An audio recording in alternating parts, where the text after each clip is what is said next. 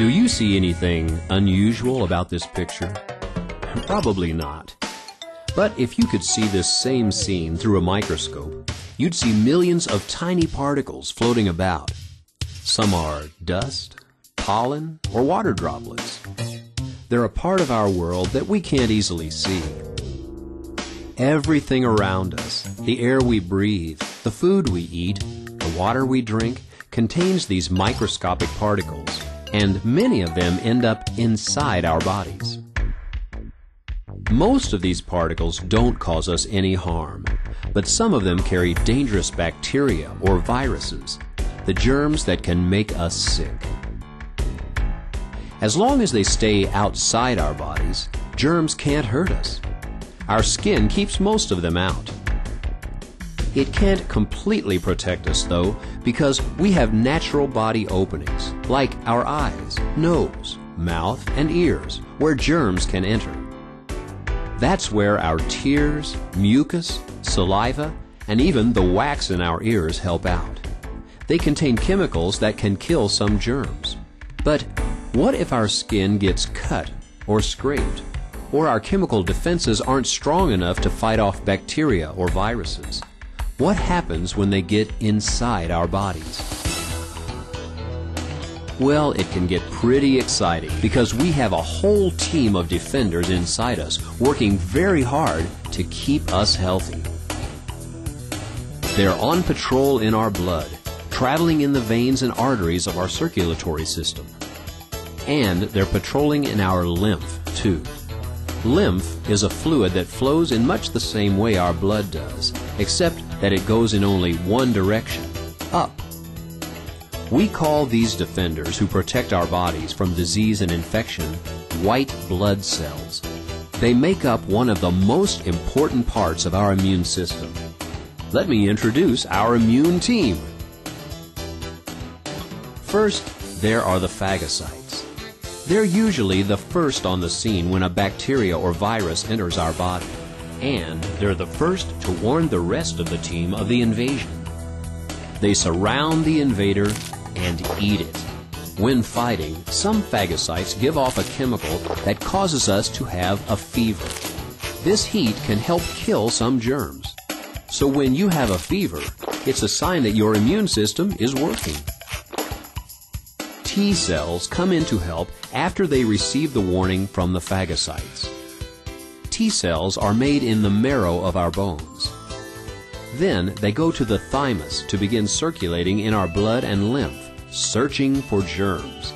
There are 4 kinds of T cells, and they all have important jobs to do. Helper T cells, killer T cells, suppressor T cells, and memory T cells. Helper T cells are commanders. They take charge of the entire immune system team and give orders about how to fight the invaders. Killer T cells are the best fighters. They go out and help the phagocytes attack and kill bacteria and viruses. Suppressor T cells come along when our immune team begins to win the battle. They tell other T cells to stop fighting when it looks as though all is safe. Memory T cells stay on patrol after the battle to make sure the germs don't return. B cells are made in the marrow of our bones just like T cells, but they stay in the marrow until they're needed. The part of the bacteria or virus that our immune system recognizes as the enemy is called an antigen. When the helper T cells call for them, B cells begin producing chemicals called antibodies that help destroy the enemy, any bacteria, viruses, or other foreign cells that don't belong inside our bodies. The B cell's job is to make antibodies that will fit the antigens. These antibodies help destroy the germs. When the B cells know which antibodies are the best ones to fit the antigens, they start making millions of them. When the antibodies destroy all the antigens, the B cells leave memory cells with some antibodies behind in case the antigen should return. These memory B cells and the memory T cells continue to protect us even after they win the battle. They remember the enemy antigens from the bacteria or virus and will attack quickly if they see them again. This kind of protection is called immunity, our body's ability to fight off certain germs. The word immune itself means protected or safe. We don't always have to be invaded by germs to get immunity.